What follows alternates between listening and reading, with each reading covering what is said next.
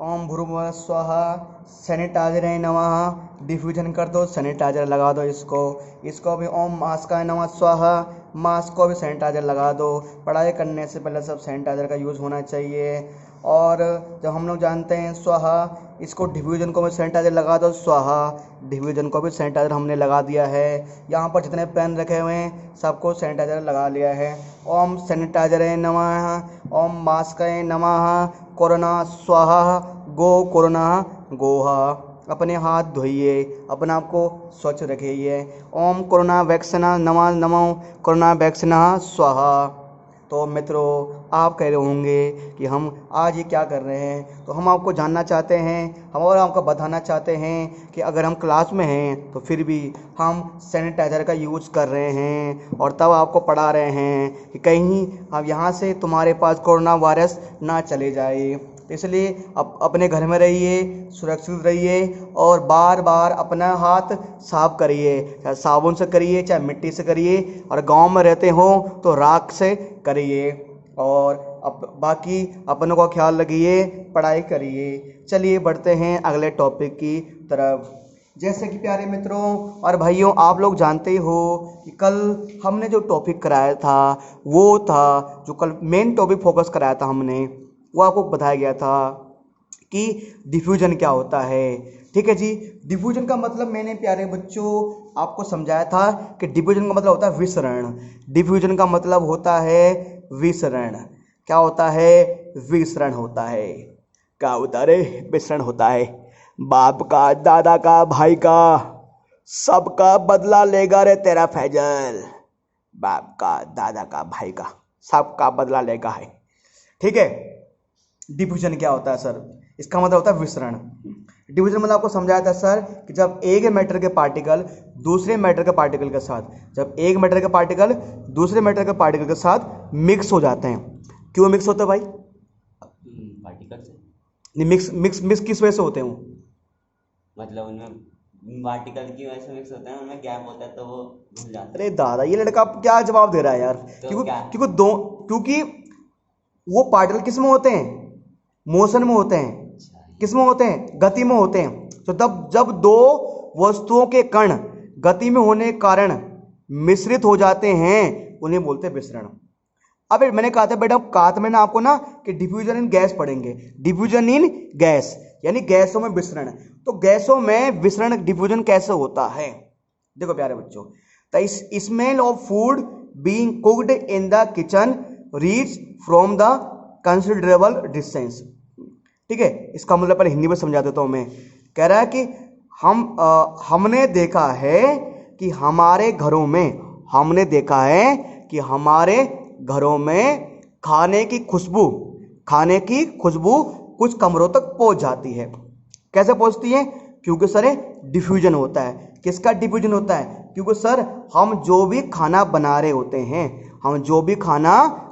होते हैं उसके जो पार्टिकल्स होते हैं, जो भी खाना बना रहे होते हैं उसके जो पार्टिकल होते हैं वो एयर के पार्टिकल के साथ मिक्स हो जाते हैं। और जब एयर के पार्टिकल के साथ मिक्स हो जाते हैं तो हवा द्वारा किचन तक उसकी खुशबू पहुंच जाती है। या कभी कभी तो ऐसे होता है कि मान लो हमारे एक स्टूडेंट है लच्छा नाम है ना, कच्छा नाम है उसका नाम है कच्छा। अब कच्छा के घर में भाई मान के चलो उसके घर में बन रहा था कोई नॉन वेज बन रहा था। क्या बन रहा था? Non veg. और एक हमारा बच्चा कुन्नू, क्या नाम है? कुन्नू। तो वो कुन्नू लच्छे के घर के बाहर से जा रहा था। तो उसने कहा, लच्छा भाई आज तो मुर्गा बन रहा है, आज तो वो बन रहा है, मच्छी बन रही है। वो समझ गया क्योंकि जो मच्छी के पार्टिकल थे उनका डिफ्यूजन हो गया था एयर के पार्टिकल के साथ।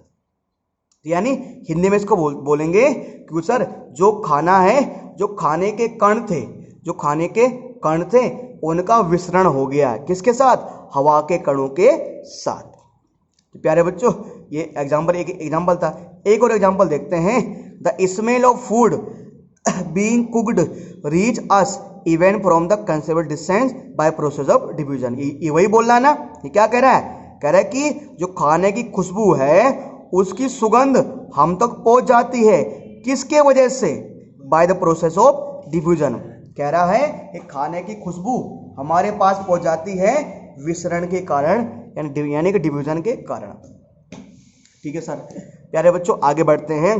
कह रहा है the fragrance of burning incense stick of agarbatti spread all around due to the diffusion of its smoke into air. ठीक है जी। अभी कह रहे सर क्या मतलब है इसका? अरे भाई दादा रे, अरे दादा क्या मतलब है भाई? अभी मैंने मतलब कहाँ समझाया, तो मतलब पूछ रहा है। कुन्नू कह रहा मतलब क्या? अरे दादा दादा रे, सुन ले भाई, पहले बात सुन ले। कह रहा है कि भैया हमारे घरों में हमारी माता जी, हमारे पिताजी, छोटे हमारे बड़े भाई वगैरह ना, पंडित जी पूजा पाठ करते हैं। पूजा पाठ, तो पूजा पाठ करते हैं तो धूप बत्ती खुशबू निकलती है। तो धूप बत्ती खुशबू हमारे तक पहुंच जाती है, धूप बत्ती खुशबू हमारे तक पहुंच जाती है। क्यों क्यों क्यों पहुंचती है? किस वजह से? By the process of diffusion, विसरण की प्रक्रिया के कारण, विसरण की प्रक्रिया के कारण अगरबत्ती खुशबू हमारे नाक तक पहुंच जाती है। ठीक है, अच्छा है ना। इसका मैंने एक और एग्जांपल बताया आपको कल, कि मान लो मैंने कहा क्लास में लड़का है कुन्नू, कुन्नू उसका नाम है, वो बहुत ही ज़्यादा गैस छोड़ता है, गैस मैन, बहुत ज़्यादा क्या छोड़ता है? गैस, गैस छोड़ता। अरे कुन्नू ने छोड़ा गैस, कुन्नू ने छोड़ा गैस। अबे गैस छोड़ा, उसी क्लास में एक बच्चा बैठा नानू नाम का। क्या नाम का? नानू नाम का बच्चा बैठा, नानू, कुन्नू नानू, कुन्नू नानू, है ना। तो कुन्नू नाम का बच्चा बैठा, उसने गैस छोड़ा। अब नानू बेटा सबसे आगे, अब वो गैस पहुंच गई नानू तक, वो गैस पहुंच गई नानू तक। नानू कह रहा कौन है ना। अब कह रहा कुन्नू कह रहा मुझे क्या पता कौन है भाई। तो देखो नानू ने छोड़ा पीछे गैस, कुन्नू ने छोड़ा, वो कहाँ तक पहुंच गई? नानू तक पहुंच गई। तो ये क्या है? डिफ्यूजन है। ये क्या है? डिफ्यूजन है। ये विसरण द्वारा होता है। ठीक है, अभी पढ़ रहे थे डिफ्यूजन इन गैस, अब डिफ्यूजन लिक्विड। तो कैसे हो गया ये, है ना? अजीब सा दिख रहा है ना हमको ये डिफ्यूजन लिक्विड, है ना, मिट सा गया है। तो ये डिफ्यूजन है। ये भी, ये किसका एग्जाम्पल है? डिफ्यूजन का। अब पढ़ेंगे डिफ्यूजन इन लिक्विड। चलिए प्यारे बच्चों देखते हैं diffusion in liquid. Sir diffusion in liquid क्या होता है? देखो सर प्यारे बच्चों, लिक्विड का मतलब जब, मतलब अभी तो हम बात करते हैं ओनली एयर का, अब बात करेंगे लिक्विड का। The spreading of purple colour of potassium permanganate into water sorry on its own is due to the diffusion of potassium permanganate particle into water। Sir इसका मतलब समझे नहीं।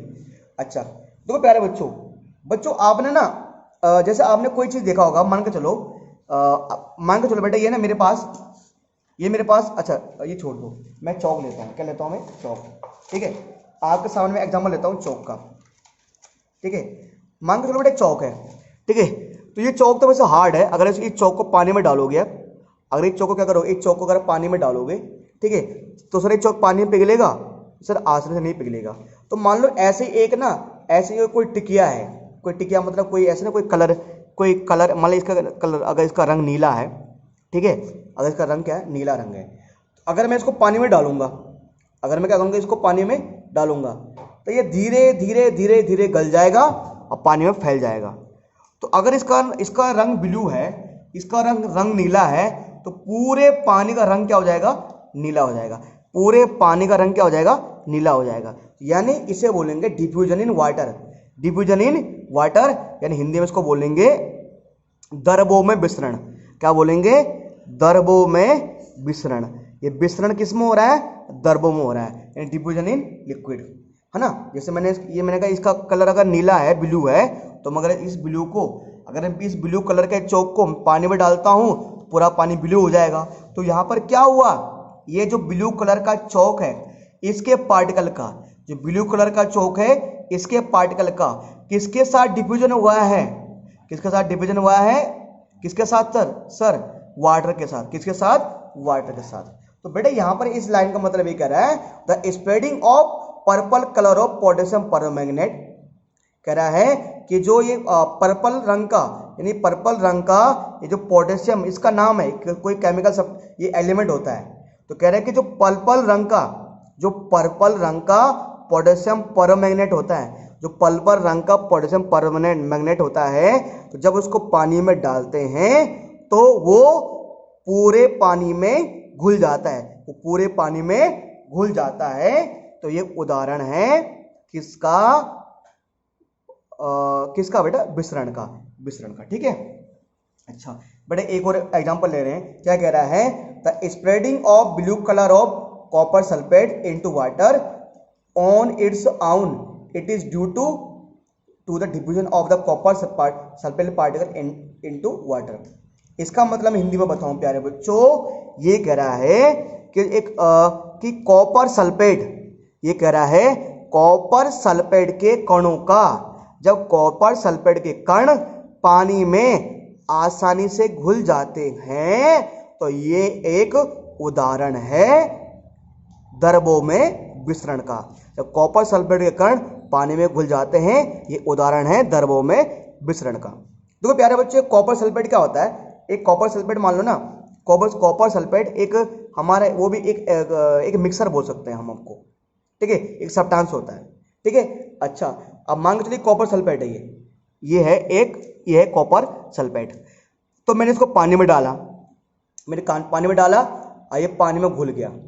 अब कॉपर सल्फेट का रंग होता है नीला, कॉपर सल्फेट का कलर होता है ब्लू। तो पूरे पानी का कलर क्या हो जाएगा? ब्लू हो जाएगा, पूरा नीले हो जाएगा। तो क्योंकि ये पूरा कॉपर सल्फेट पानी में घुल गया, पानी का रंग नीला हो गया। तो ये एग्जाम्पल है किसका? डिफ्यूजन इन वाटर का। तो क्यों हुआ? क्योंकि कॉपर सल्फेट के पार्टिकल वाटर के पार्टिकल के साथ डिफ्यूज हो गए थे, क्योंकि कॉपर सल्फेट के कण पानी के कण के साथ विसरित हो गए थे। ठीक है सर, अच्छा आगे बेटा, the spreading of ink into water on its own is due to the diffusion ink particle into water. ये कह रहा है कि जो स्याही होता है, जब स्याही को हम पानी में डालते हैं, जब स्याही को पानी में रखते हैं तो स्याही अपने आप पानी में फैल जाती है। तो ये उदाहरण है स्याही का पानी में विसरण होने का, है ना। आपने पानी का गिलास था, अरे अब आपने इंक देखा ना, जैसे ये है, आप ये देख रहे हो, ये एग्जांपल है। तो मैंने इसमें क्या मारा? मैंने इसमें स्प्रे मारा, तो ये पूरा फैल गया ना। तो ये भी एग्जांपल है किसका? डिफ्यूजन का। ये भी डिफ्यूजन ही तो हो रहा है। तो मान के चलो कि मैंने पानी में अगर इंक डाला, पूरे पानी का कलर एकदम ब्लू हो गया, तो क्योंकि यहाँ पर इंक के पार्टिकल वाटर के पार्टिकल के साथ डिफ्यूज हो गए थे। यहाँ पर स्याही के कण पानी के कण के साथ विसरित हो गए थे। क्या हो गए थे? विसरित हो गए थे सर। ठीक है, तो सर ये था डिफ्यूजन इन लिक्विड यानी द्रवों में विसरण का। अब आगे बढ़ते प्यारे बच्चों। अब देखो सर, पहले मैंने क्या पढ़ाया? डिफ्यूजन इन गैस, फिर मैंने क्या पढ़ाया? Diffusion in liquid. आप क्या बात करेंगे? आप पढ़ेंगे हम डिफ्यूजन इन सॉलिड। आप पढ़ेंगे हम डिफ्यूजन इन सॉलिड, यानी इसको बोलते हैं ठोसों में विसरण। ठोसों में विसरण। प्यारे बच्चों, डिफ्यूजन इन सॉलिड का मैं आपको एक बहुत अच्छा एग्जांपल बताता हूँ। डिफ्यूजन इन सॉलिड का मैं आपको बहुत अच्छा एग्जांपल बताता हूँ। कैसे?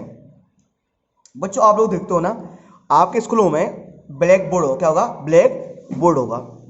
तो अगर आप उस ब्लैक बोर्ड पे आप कुछ लिखते हो, अगर उस ब्लैक बोर्ड पर आप कुछ लिखते हो, ठीक है, और उसको आप एक हफ्ते तक नहीं मिटाते, उसको आप एक हफ्ते तक नहीं मिटाते, तो आप देखोगे फिर जब एक हफ्ते बाद उसको मिटाने की कोशिश करोगे तो वो चीज़ आसानी से नहीं मिटेगी। जब एक हफ्ते बाद मिटाओगे ना, वो आसानी से नहीं मिटेगी, है ना। तो वो पूरा छप जाएगा वहाँ पर। तो क्योंकि यहाँ पर ये एग्जाम्पल किसका है? डिफ्यूजन का। किसका एग्जाम्पल है? डिफ्यूजन का। कल मैंने आपको एग्जाम्पल लिया था कि मैंने कहा मेरे हाथ में अगर ये धागा है, ये तंत्र मंत्र का धागा है, इससे ये मेरे ये ना ये बेटा ये दिव्य शक्ति है, ये भगवान विष्णु परमात्मा उन्होंने दी थी। माँ सरस्वती आए थे सपने में, वो ये बांध के चले गए थे ये, ठीक है, तो वो मुझे दिए बेटा ये। अब अगर मैंने इसको यहाँ पर हाथ में बांध दिया तो अगर मैं आपको दिखाऊं ना, दिख नहीं रहा, तो सर यहाँ पर निशान आ गया। क्या पड़ गया? इसका निशान पड़ गया, देखो इसका निशान पड़ गया ना, है ना। तो सर ये एग्जाम्पल है किसका? डिफ्यूजन का। ये भी एग्जाम्पल किस चीज़ का बेटा? ये भी एग्जाम्पल है किसका? डिफ्यूजन का एग्जाम्पल है। क्योंकि यहाँ पर दो सॉलिड है, ये धागा भी सॉलिड है, मेरा हाथ भी सॉलिड है। धागा भी ठोस है और मेरा हाथ भी ठोस है, तो ये इसका विसरण हो गया है, डिफ्यूजन हो गया। तो प्यारे बच्चों क्या कह रहा है, diffusion in solid is very very slow process. Hindi में जो ठोसों में विसरण होता है, ठोसों में विसरण बहुत ही धीमे धीमे होता है। आप देखते ही हो, अब अगर मैं अपने हाथ में धागा बांधता हूं तो क्या 2 मिनट में ये यहाँ निशान पड़ जाएगा क्या? नहीं, इस निशान को पढ़ने में 1 दिन 2 दिन 1 हफ्ता लगेगा, है ना। अच्छा ठीक है सर, ये आप लोगों ने कभी देखा होगा यार, जैसे मान के चलो ना, मान के चलो यहाँ नीचे मिट्टी है, नीचे क्या है, मिट्टी है। अब मैं अपने इस कॉपी को वहाँ रखता हूँ, ठीक है। अब मैंने इस कॉपी को मिट्टी से 2 दिन तक हटाया नहीं, फिर जब 2 दिन बाद इस कॉपी को मैं मिट्टी से हटाऊंगा तो इस कॉपी का निशान मिट्टी में छप जाएगा, है ना। तो ये भी किसका एग्जाम्पल है, डिफ्यूजन का एग्जाम्पल है। तो क्योंकि तो जो ठोसों में विसरण होता है, जो सॉलिड में डिफ्यूजन होता है, वो बहुत ही धीमे धीमे होता है। क्या होता है बच्चों, बहुत ही धीमे धीमे होता है। प्यारे बच्चों हम यहाँ पर देख रहे हैं, if we write something on black board and leave it unclean, मैंने कहा था ना, कह रहा अगर हम ब्लैक बोर्ड पे, कह रहा अगर हम ब्लैक बोर्ड पे कुछ लिखते हैं और इसको मिटाते नहीं है, अनक्लीन का मतलब है इसको मिटाते नहीं है, for a considerable period of time, कह रहा कुछ टाइम बाद, कह रहा कुछ टाइम बाद, यानी एटलीस्ट 10 to 15 डेज, कह रहा है कि अगर उसके बाद हम 10 से 15 दिन बाद देखेंगे, it become quite difficult to clean the black board, है ना। तो कह रहा है कि हम क्या, अगर उसको हम 10-15 दिन बाद मिटाने की कोशिश करते हैं ना, तो ब्लैक बोर्ड हमारा मिटेगा नहीं, उसको मिटाने में दिक्कत आती है, तो थोड़ा कठिनाई आती है ना, वो आसानी से मिटता नहीं है। तो this is due to fact that some of the particle of chalk gave diffuse into the surface of black board. तो कह रहा है ये आसानी इसलिए नहीं मिटता क्योंकि जो चौक के कुछ कण पार्टिकल्स होते हैं वो बोर्ड के पार्टिकल के साथ डिफ्यूज हो जाते हैं। तो अगर मैं हिंदी में समझाऊं तो कह रहा है कि अगर हम अपने ब्लैक बोर्ड पे कुछ लिखते हैं और उसको मिटाते नहीं हैं और फिर 10 से 15 दिन बाद मिटाने की कोशिश करते हैं, तो वो आसानी से नहीं मिटता। वो इसलिए होता है क्योंकि जो चौक के कण होते हैं वो ब्लैक बोर्ड के साथ विसरित हो जाते हैं। ठीक है, तो मुझे उम्मीद है प्यारे बच्चों ये जो डिफ्यूजन वाला टॉपिक है कि diffusion in solid, diffusion in liquid, diffusion in gas, ये आप समझे होंगे। अगर आप समझ गए हैं तो प्यारे बच्चों चलिए बढ़ते हैं अगले टॉपिक की तरफ, नेक्स्ट टॉपिक की तरफ। प्यारे बच्चों नेक्स्ट टॉपिक हमारे पास है क्या क्या टॉपिक है प्यारे बच्चों, common unit of temperature and SI unit. Common unit of temperature and SI unit, यानी इसको बोलते हैं, इसको अगर मैं बोलूं, इसको हिंदी में पढ़ूं मैं तो इसको बोलेंगे कॉमन यूनिट ऑफ टेम्परेचर, यानी कि ताप का सामान्य, ताप की है ना, ताप की सामान्य इकाई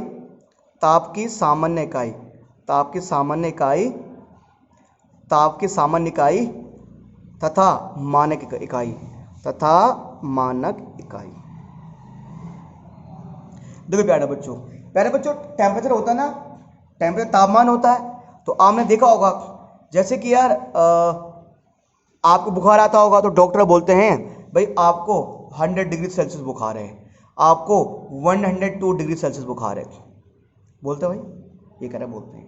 ठीक है, आजकल तो आपके मोबाइल फ़ोन में भी आता है टेम्परेचर, ठीक है, कि भाई कमरे का टेम्परेचर 25 डिग्री सेल्सियस है या 30 डिग्री सेल्सियस है या 40 डिग्री सेल्सियस है। अब प्यारे बच्चों टेम्परेचर को मापने के, तापमान को मापने के 2 यूनिट होते हैं। क्या होते हैं? 2 यूनिट। सर यूनिट क्या होते हैं? अरे भाई जैसे मैं आपको बताता हूँ, जैसे आपकी लंबाई मापते नहीं बोलते 2 फुट 3 फुट, हाँ सर, जैसे आप दूध लेते हो, किस में लेते हो? लीटर में, 1 लीटर दूध, 2 लीटर दूध, पर तुम दुकान में क्या बोलते हो? तुम तो बोलते हो 1 kilo, 2 kilo, 3 kilo, kilo litre बोलते हैं भाई। अगर आपको सब्जी तोलते हो किस में तोलते हो? किलो में। आप ऐसे बोलते हो क्या, भैया मुझे 1 मीटर आलू दे दो, ऐसे बोलते हो क्या आप? ये मुझे 2 लीटर गोभी दे दो, ऐसे बोलते हो क्या आप? नहीं, हम बोलते हैं 1 किलो गोभी, 1 किलो आलू। तो ऐसे तापमान का यूनिट होता है बेटा। तो क्या लिखा प्यारे बच्चों, the common unit of measuring temperature like melting point, boiling point, ETC degree Celsius. प्यारे बच्चों पहले एक बार हिंदी में समझा देता हूँ। कह रहा है the common unit of temperature, कह रहा है ताप को मापने का सामान्य इकाई, ताप को मापने की सामान्य इकाई जैसे गलनांक बिंदु, क्वथनांक बिंदु, गलनांक, मेल्टिंग मतलब गलनांक, बॉइलिंग मतलब क्वथनांक, क्या क्वथनांक बिंदु। कह रहा है कि ताप को मापने के सामान्य इकाई जैसे गलनांक बिंदु, क्वथनांक बिंदु, वो होता है डिग्री सेल्सियस। क्या होता है? Degree Celsius. बेटा हिंदी में ऐसे लिखना पड़ेगा, डिग्री सेल्सियस, डिग्री सेल्सियस, ठीक है, ऐसे लिखना पड़ेगा। तो प्यारे बच्चों मतलब कि अगर मुझे आपका एग्जाम ये पूछा जाए अच्छा कि मेल्टिंग पॉइंट, और मेल्टिंग पॉइंट में वैसे अभी पढ़ाएंगे। मेल्टिंग पॉइंट मतलब भाई गलना किसी चीज का। मेल्टिंग पॉइंट मतलब कि कोई भी चीज कितने टेम्परेचर पर गलती है। बॉइलिंग पॉइंट मतलब जब कोई चीज उबालते हैं तो उसमें भाप आता है, तो कोई भी चीज कितने डिग्री पर उबलता है। तो इस लाइन का मतलब ये है कि the common unit of temperature, जो टेम्परेचर का कॉमन यूनिट होता है, जो टेम्परेचर को मापने का कॉमन यूनिट होता है, वो क्या होता है? Degree Celsius. क्या होता है प्यारे बच्चों? डिग्री सेल्सियस होता है ना। अगर एग्जाम आ जाए कि टेम्परेचर को मेजर करने का कॉमन यूनिट क्या होता है, बोलोगे डिग्री सेल्सियस। हिंदी में बोले ताप को मापने का सामान्य इकाई क्या होता है? डिग्री सेल्सियस होता है। ठीक है, आगे बढ़े सर, आगे देखते हैं। The melting point of ice on Celsius scale of temperature is 0 degree Celsius. देखो बेटा ये क्या कह रहा है? कह रहा है कि जो आइस होता है, बर्फ होता है प्यारे बच्चों, जब पानी को आप फ्रिज में रखते हो वो बर्फ बन जाता है। तो पानी को जब फ्रिज में रखते हो तो बर्फ तभी बनता है जब उस पानी का टेम्परेचर माइनस में होता है। जब पानी का टेम्परेचर क्या होता है? माइनस में। माइनस मतलब 0 डिग्री सेल्सियस से कम। तो अगर आप चाहते हो, आपने पानी को पहले बर्फ बनाया, और अगर आप उस बर्फ को पानी बनाना चाहते हो, अगर उस बर्फ को पिघला कर यानी मेल्ट कर दोबारा पानी बनाना चाहते हो, तो सर क्या करना पड़ेगा आपको? आपको उस बर्फ का टेम्परेचर 0 डिग्री सेल्सियस करना पड़ेगा। जब तक पानी बर्फ की फॉर्म में होता है तब तक उसका टेम्परेचर होता है निगेटिव में यानी माइनस में। अगर आपको बर्फ को पिघलाना है तो उसका टेम्परेचर क्या होना चाहिए? 0 डिग्री सेल्सियस। यानी ये कह रहा है कि जो आइस का मेल्टिंग पॉइंट होता है, जो आइस का मेल्टिंग पॉइंट होता है वो कितना होता है? 0 डिग्री सेल्सियस। हिंदी में बोले तो जो बर्फ का गलनांक होता है, जो बर्फ का गलनांक बिंदु होता है वो 0 डिग्री सेल्सियस होता है प्यारे बच्चों, है ना। मतलब 0 डिग्री सेल्सियस से पहले, 0 डिग्री सेल्सियस से पहले कोई भी चीज पिघलेगा नहीं। 0 डिग्री सेल्सियस से पहले मतलब आपका बर्फ पिघलेगा नहीं, ठीक है, वो 0 डिग्री सेल्सियस के बाद ही पिघलेगा। ठीक है सर, ये याद रखना, इंपॉर्टेंट है बहुत, एग्जाम में आता बार बार ये कि what is the melting point होता आइस। ठीक है sir, the boiling point of the water on Celsius scale is 100 degree Celsius, is 100 degree Celsius. बच्चों देखो प्यारे बच्चों, आप लोग देखते हो ना, आप लोग पानी गर्म करते हो, तो पानी जब गर्म करते हो तो क्या आप देखो, मान लो आपको चाय बनानी थी, तो आपने पहले अपने केतली में किसी बर्तन में पानी डाला, तो जैसे आपने बर्तन में पानी डाला, क्या वो पानी एकदम से गर्म हो जाता है क्या? नहीं सर। क्या उस पानी से एकदम से धुआं निकलने आता क्या? नहीं सर थोड़ी देर बाद, मतलब 15 सेकंड, 20 सेकंड, 1 मिनट बाद। तो होता क्या प्यारे बच्चों, जब तक उस वाटर का टेम्परेचर 100 डिग्री सेल्सियस नहीं पहुंचेगा, तब तक आपका वो वाटर गैस में चेंज नहीं होगा, यानी तब तक उस पानी से भाप नहीं निकलेगा। यानी कि सर जब तक आपका टेम्परेचर 100 डिग्री सेल्सियस नहीं हो जाता, तब तक वाटर से भाप नहीं निकलेगा, यानी पानी गर्म नहीं होगा, भाप निकलना चाहिए ना। आप देखते हो ना कि पानी से क्या निकलता है, गैस निकलता है। और आप फिर ऑब्जर्व करोगे, अगर आप पानी को ना, मान लो आपने 1 गिलास पानी डाला किसी बर्तन में गर्म करने के लिए, किसी पतीले में डाला, और आप उसको पानी को, उस गैस को बंद करना भूल गए, आधे घंटे बाद आए आप, तो आपने कहा पूरा पानी गायब हो गया, वो भूत ले गया पानी को, और यहाँ तो भूत है। अरे भैया भूत नहीं आया, भूत नहीं आई, तो वहां पर क्या हुआ, वो पूरा पानी क्या बन गया, गैस बन गया। क्या बन गया, उस, है ना, गैस बन गया, है ना। उसको हम बोल सकते हैं वेपराइज हो गया। क्या हो गया, वेपराइज होना, यानी वाष्पीकरण होना। इस पर आएंगे भी, समझाएंगे। तो यानी कि the boiling point of water, यानी कि जो वाटर का बॉइलिंग पॉइंट होता है वो कितना होता है, 100 डिग्री सेल्सियस। हिंदी में इसको बोलेंगे कि पानी का गलनांक बिंदु, पानी का गलनांक बिंदु, पानी का जो नहीं, गलनांक, क्वथनांक बिंदु, क्या क्वथनांक बोल दो, पानी का एक होता है बॉयल का मतलब गलना, उबलना ना। हाँ, पानी का जो क्वथनांक बिंदु होता है वो 100 डिग्री सेल्सियस होता है। मतलब 100 डिग्री सेल्सियस से पहले आपका वाटर उबल नहीं सकता, इसका मतलब ये है।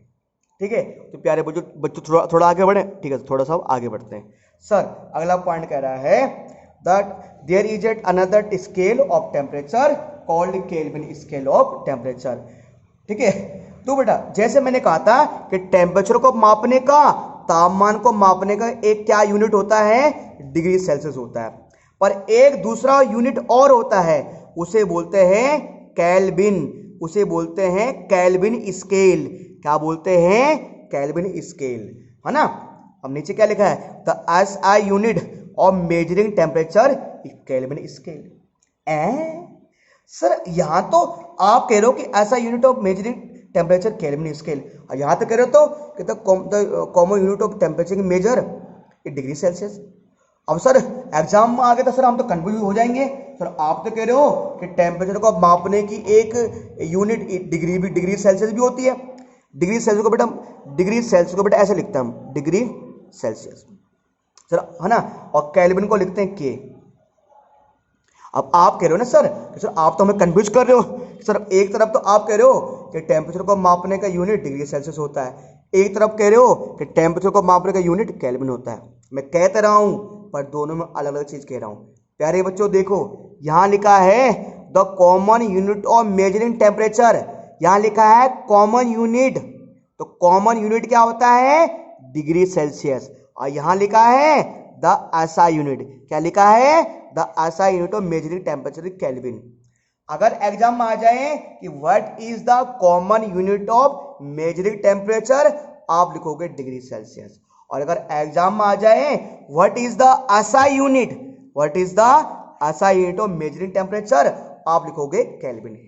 हिंदी में आ जाए कि ताप को मापने का सामान्य इकाई क्या है, तो डिग्री सेल्सियस। और आ जाए ताप को मापने का असाई मात्रक क्या है, ताप को मापने का असाई मात्रक, असाई मात्रक क्या है, तो आप लिखोगे केल्विन। ठीक है, ठीक है सर। अब प्यारे बच्चों आगे बढ़ जाते हैं। ठीक है प्यारे बच्चों, मैंने ये तो समझाया, ये तो आपको समझाया था कि ये तो मैंने आपको समझाया था ना कि जो हमारा क्या होता है, जो आइस का मेल्टिंग पॉइंट होता है वो 0 डिग्री सेल्सियस होता है। अगर मैं सेल्सियस की बात करूं तो आइस का, बर्फ का मेल्टिंग पॉइंट क्या होता है, 0 डिग्री सेल्सियस। पर अगर मैं यहां बात करूं इसमें, तो the melting point of ice on kelvin is 273 kelvin, 273 kelvin. तो मतलब अगर आपको पूछे, अगर आपको एग्जाम में पूछे कि आइस का मेल्टिंग पॉइंट कितना होता है डिग्री सेल्सियस में, तो आप बोलोगे 0 डिग्री सेल्सियस, है ना। और अगर आए कि आइस का मेल्टिंग पॉइंट, यहां भी मेल्टिंग पॉइंट है, यहां भी मेल्टिंग पॉइंट है, पर यहां पर मेल्टिंग पॉइंट किस में निकालने हैं, डिग्री सेल्सियस में, और यहां पर मेल्टिंग पॉइंट किस में निकालने हैं, केल्विन में निकालने हैं। तो अगर एग्जाम में आए कि आइस का मेल्टिंग पॉइंट क्या है डिग्री सेल्सियस में, तो 0 डिग्री सेल्सियस। आइस का मेल्टिंग पॉइंट क्या है केल्विन में, आप बोलोगे 273 केल्विन। ठीक है, हिंदी में आपको बोले कि बर्फ का गलनांक, है ना, गलनांक इसको बोलते हैं गलनांक। बर्फ का गलनांक बिंदु क्या है डिग्री सेल्सियस में? 0 डिग्री सेल्सियस। बर्फ का गलनांक बिंदु क्या है केल्विन में? आप बोलोगे 273 केल्विन। प्यारे बच्चों, the boiling point of water on kelvin is 273 kelvin. प्यारे बच्चों देखो, मैंने पढ़ा है आपको, मैंने कहा कि जो वाटर का बॉइलिंग पॉइंट होता है, वाटर का बॉइलिंग पॉइंट होता है डिग्री सेल्सियस में, तो 100 डिग्री सेल्सियस। उसी वाटर का अगर मुझे बॉइलिंग पॉइंट किस में निकालना है केल्विन में, तो वो होता है 373 केल्विन। कितना होता है? 373 केल्विन। तो अगर आपको बर्फ का, अगर आपको वाटर का बॉइलिंग पॉइंट डिग्री सेल्सियस में निकालना है तो 100 डिग्री सेल्सियस, और अगर अब आपको वाटर का बॉइलिंग पॉइंट केल्विन में निकालना है तो 273 केल्विन। तो पानी का क्वथनांक डिग्री सेल्सियस में 100 डिग्री सेल्सियस होता है, और पानी का क्वथनांक बिंदु, पानी का क्वथनांक बिंदु केल्विन में कितना होता है? 373 केल्विन। ठीक है प्यारे बच्चों, तो ये तो प्यारे बच्चों कुछ थोड़ा सा हम बात कर रहे थे कुछ कॉमन यूनिट वगैरह की, या कुछ ऐसा यूनिट वगैरह की। ठीक है, कुछ कॉमन यूनिट और कुछ ऐसा यूनिट का हमने आपके सामने प्यारे बच्चों कुछ बात की है, और वो हमने आपके सामने कुछ बातें रखी है। ठीक है, अच्छा, तो थोड़ा सा ये आपने बेसिक समझा दिया, तो मैं सोच रहा हूँ थोड़ा सा और समझाता हूँ आपको। ठीक है, तो आपको प्यारे बच्चों यहाँ से क्या चीज़ें समझनी है आपको, देखो मैं बताता हूँ, एक बार रिवाइज कर लेते हैं। ठीक है, हमें ध्यान देना है कि जो टेम्परेचर, तापमान का, टेम्परेचर का जो कॉमन यूनिट होता है वो होता है डिग्री सेल्सियस, जबकि जो एसआई यूनिट होता है वो होता है केल्विन। ठीक है सर, जो आइस का मेल्टिंग पॉइंट होता है वो आइस का मेल्टिंग पॉइंट क्या होता है? 0 डिग्री सेल्सियस, है ना। और जबकि अगर आइस का मेल्टिंग पॉइंट केल्विन में निकालें तो 273 केल्विन। अगर बात करें आइस का जो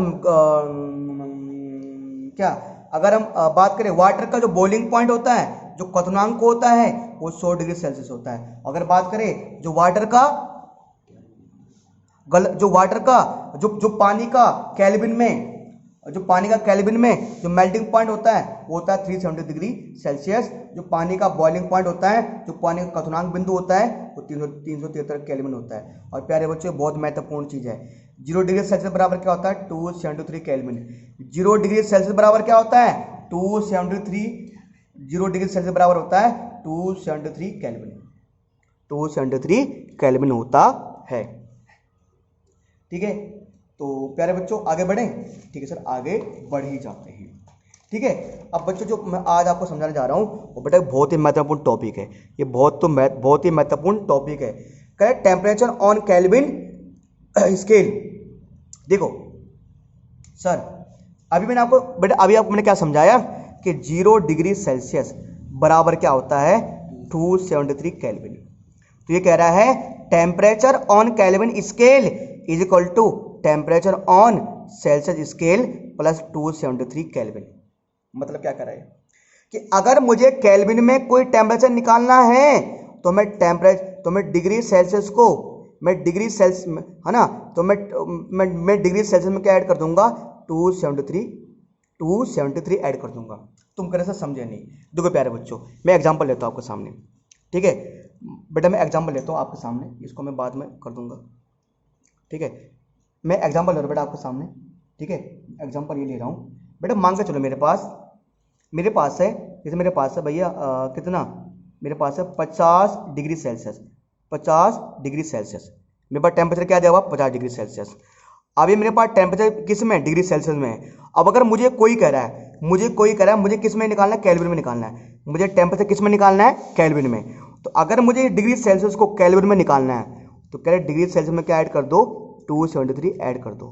तो ये मेरा टेम्परेचर डिग्री सेल्सियस में था, मुझे केल्विन में निकालना है तो टेम्परेचर इन केल्विन, अगर केल्विन में निकालना है ना तो मैं क्या करूँगा?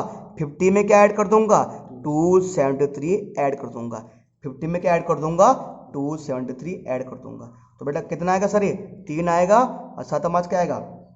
12 आएगा और 3 आएगा, यह आएगा 373 केल्विन आएगा टेम्परेचर। ये भी टेम्परेचर था, यहाँ पर टेम्परेचर डिग्री सेल्सियस पे। अगर टेम्परेचर केल्विन में निकालना हो तो डिग्री सेल्सियस में क्या ऐड कर देंगे? 273 केल्विन, 273 ऐड कर देंगे तो ये आ जाएगा 323 केल्विन, 323 केल्विन आ जाएगा प्यारे बच्चों। ठीक है, अच्छा ये अच्छा। अब प्यारे बच्चों ये तो मैंने समझा दिया आपको कि अगर जब भी टेम्परेचर डिग्री सेल्सियस में दिया हो, केल्विन में निकालना हो, तो उस डिग्री सेल्सियस में 273 ऐड कर दो, केल्विन में आ जाएगा। प्यारे बच्चों, प्यारे बच्चों, अगर कभी आपको टेम्परेचर किस में दिया हो, केल्विन में दिया हो, अगर टेम्परेचर किस में दिया हो, केल्विन में दिया हो ना, अगर टेम्परेचर आपको बेटे किस में दिया हो, बेटे किस में दिया हो, केल्विन में दिया हो, तो आपको टेम्परेचर किस में निकालना है, डिग्री सेल्सियस में। किस में निकालना है, डिग्री सेल्सियस में निकालना है बेटे, किस में निकालना है, डिग्री सेल्सियस में निकालना है। तो प्यारे बच्चों आप क्या करेंगे कि 273 को उसमें से माइनस कर देंगे। देखो मान के चलो मेरे पास ना, सुन लो, अगर मेरे पास मान के चलो मेरे पास टेम्परेचर दिया हुआ था, मान लो मेरे पास दिया हुआ था 3 मान लो 473 केल्विन, क्या दिया हुआ था, 473 केल्विन। और कोई कह रहा है केल्विन को मुझे किस में चेंज करना है, डिग्री सेल्सियस, मुझे केल्विन को चेंज किस में करना है, डिग्री सेल्सियस। अब अगर मुझे केल्विन को डिग्री सेल्सियस में चेंज करना है, तो मुझे अगर है ना डिग्री सेल्सियस में चेंज करना है, तो मैं इस 473 केल्विन में से क्या माइनस कर दूंगा, 273 केल्विन माइनस कर दूंगा। तो टेम्परेचर कितना आएगा प्यारे बच्चों, ये जो आएगा 473 इंटू 273 कितना आएगा, 200 डिग्री सेल्सियस। किस में आएगा, अब डिग्री सेल्सियस में आएगा। प्यारे बच्चों देखो आप रटो मत, आप माइंड में बैठा लो कि अगर मुझे जब टेम्परेचर को केल्विन में चेंज करना है, तो मैं उसमें 273, तो मैं टेम्परेचर में 273 ऐड कर दूंगा, तो केल्विन में आ जाएगा। अगर मुझे टेम्परेचर केल्विन में दिया हुआ है और मुझे डिग्री सेल्सियस में निकालना है, तो जो केल्विन में दिया है ना उसमें से 273 माइनस कर दो, केल्विन में से 273 माइनस कर दो, तो जो टेम्परेचर आएगा, तो टेम्परेचर आएगा ना वो किस में आ जाएगा, डिग्री सेल्सियस में। तो ये आ गया 200 डिग्री सेल्सियस। क्या आ गया प्यारे बच्चों, 200 डिग्री सेल्सियस। ठीक है सर, तो बच्चों तो ऊपर मैंने आपको यही समझाया कि टेम्परेचर अगर केल्विन में निकालना है, अगर तापमान केल्विन में, इसका मतलब है तापमान केल्विन में बराबर तापमान डिग्री सेल्सियस में प्लस 273। अब प्यारे बच्चों अब आगे देखो क्या लिखा है, to convert temperature on degree Celsius scale Kelvin we add to 273 to the Celsius temperature. ये तो मैंने वही बताया, ऊपर बताया ना, इसका मतलब वही तो है। ये क्या बोल रहा है कि अगर आपको टेम्परेचर को केल्विन में निकालना है, टू कैलकुलेट टेम्परेचर ऑन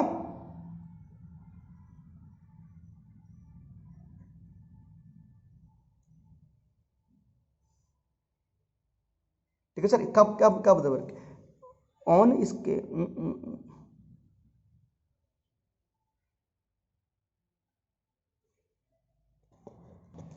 देखो प्यारे बच्चों, ठीक है सर, देखो to convert the temperature on Celsius scale to Kelvin scale, इसका मतलब ये है कि अगर मुझे टेम्परेचर को सेल्सियस स्केल से किस में चेंज करना है, केल्विन स्केल में चेंज करना है। सेल्सियस स्केल से किस में चेंज करना है, केल्विन में। मतलब अगर मुझे केल्विन में टेम्परेचर निकालना है, तो मैं क्या करूंगा, we have add to 273 to degree Celsius. तो डिग्री सेल्सियस में क्या ऐड कर देंगे, 273 ऐड कर देंगे, जो मैंने अभी आपको बताया। हिंदी में कह रहा है कि अगर हमें तापमान को डिग्री सेल्सियस से केल्विन में परिवर्तन करना है, अगर तापमान को डिग्री सेल्सियस से केल्विन में परिवर्तन करना है, तो हम डिग्री सेल्सियस में 273 जोड़ देंगे। ठीक है सर, अगला उसका उल्टा ही होगा, to convert temperature on Kelvin scale to the Celsius scale we have to the subtract 273 from the above Kelvin temperature. क्या बोल रहा है, तो अगर हमें to convert temperature on Kelvin scale, अगर हमें टेम्परेचर को केल्विन स्केल से किस में कन्वर्ट करना है, किस में कन्वर्ट करना है, सेल्सियस में कन्वर्ट करना है। तो सेल्सियस में कन्वर्ट करना है, we have to 273 from the Kelvin, तो हम केल्विन में से 273 माइनस कर देंगे। जैसे मैंने आपको नीचे बताया था कि हम केल्विन में से 273 को क्या कर देंगे, माइनस कर देंगे। तो हिंदी में कह रहा है कि अगर हमें तापमान को केल्विन से डिग्री सेल्सियस में परिवर्तन करना है तो हम केल्विन में से 273 घटा देंगे। ठीक है, अच्छा सर, ये समझ गए प्यारे बच्चों। तो अब लास्ट टॉपिक देखते हैं आपका change of state of matter. Hindi में इसको बोलते हैं पदार्थ की अवस्था को परिवर्तन। पदार्थ की अवस्था का परिवर्तन, परिवर्तन, परिवर्तन क्या बोल रहा है? We can change the physical state of matter in 2 ways। Hindi में बोल रहा है कि हम पदार्थ की अवस्था को 2 तरह से परिवर्तित कर सकते हैं। हम पदार्थ की अवस्था को 2 तरह से परिवर्तित कर सकते हैं। पहला, बाय चेंजिंग द टेम्परेचर, यानी कि तापमान में परिवर्तन करके, तापमान में परिवर्तन करके। दूसरा, बाय चेंजिंग द प्रेशर, दाब में परिवर्तन करके, दाब में परिवर्तन करके। क्या कह रहा है? We can change the physical state of matter in 2 ways। कह रहे हैं कि हम किसी पदार्थ की अवस्था को 2 तरह से परिवर्तन कर सकते हैं। मान के चलो बेटे, कह रहे हैं कि अगर कोई भी मैटर है, जैसे चाहे वो सॉलिड फॉर्म में है, चाहे वो लिक्विड फॉर्म में है, चाहे वो गैस फॉर्म में है, जो उसका फिजिकल स्टेट है, फिजिकल स्टेट मतलब भौतिक अवस्था, जो उसकी भौतिक अवस्था है ना, चाहे वो सॉलिड फॉर्म में, चाहे लिक्विड फॉर्म में, चाहे गैस फॉर्म में है, तो उस है ना, तो उसको चेंज करने का, जैसे कि मान के चलो पानी है, तो अगर मुझे पानी को चेंज, देखो बेटा, पानी को जब हमें क्या बनाना होता है, जब पानी को अगर मुझे बनाना है, अगर पानी किस फॉर्म में होता है? लिक्विड फॉर्म में होता है। अगर मुझे पानी को क्या बनाना है? सॉलिड, तो मैं क्या करूंगा? उसको बर्फ के अंदर रख देता हूं। अगर है ना, तो मैं टेम्परेचर का जो भी करता हूं बड़ा घटा देता हूं। अगर मेरे पास जैसे बर्फ है, अगर मुझे बर्फ को गलाना है तो मैं क्या करूंगा? उसको फ्रिज से बाहर निकाल दूंगा। तो क्योंकि पहले पानी को मैंने बर्फ बनाया, तो पहले बर्फ लिक्विड फॉर्म में था, अब बन गया सॉलिड। पहले बर्फ द्रव फॉर्म में था, अब ठोस बन गया। अब पानी को मुझे पिघालना है, तो पहले वो सॉलिड फॉर्म में था, लिक्विड बन जाएगा। पहले ठोस फॉर्म में था, अब द्रव बन जाएगा। अब पानी को मुझे गैस बनाना है, तो मैं उसको उबाल दूंगा। गैस फॉर्म, पानी को मैंने भाप बनाना है, गैस बनाना है, मैं उसे उबाल दूंगा। पहले पानी लिक्विड फॉर्म में था, अब गैस फॉर्म में आ गया। तो अगर मुझे पानी की या किसी भी पदार्थ की उसके फिजिकल स्टेट को चेंज करना है, उसकी अवस्था को चेंज करना है, उसको सॉलिड से लिक्विड, लिक्विड से गैस, गैस से लिक्विड में चेंज करना है, उसके 2 तरीके हैं। एक तो उसका टेम्परेचर चेंज कर देंगे, एक उसका प्रेशर चेंज कर देंगे, तापमान में परिवर्तन करके, दाब में परिवर्तन करके। प्यारे बच्चों, अरे अभी तो मैंने कुछ समझाया नहीं है। अगर समझ नहीं आया ना, तो आप समझ लो, इसके सिर्फ 2 तरीके समझ लो। ये 2 तरीके हैं। अरे इन दोनों तरीकों में भी समझाऊंगा यार कि टेम्परेचर को कैसे चेंज कर सकते हैं। वो तो अभी रह गया, आपने सुना है ना, को इवोपरेशन और फ्रीजिंग, है ना, कंडेंसेशन सुना होगा, जमना, भाप, क्वथनांक, गलनांक, उसके बारे में पढ़ेंगे यार, उसके बारे में पढ़ेंगे, चिंता मत करो, अगली क्लास में। ठीक है, तो अभी ये याद रख लो, किसी भी मैटर के फिजिकल स्टेट को चेंज करने के 2 तरीके हैं, by change temperature, by change pressure. किसी पदार्थ की भौतिक अवस्था को परिवर्तन करने के 2 तरीके हैं। पहला दाब में परिवर्तन करके, पहले तापमान में परिवर्तन करके, दूसरा दाब में परिवर्तन करके। ठीक है सर, तो मिलेंगे अगले लेक्चर में, तब तक के लिए जय हिंद, जय भारत।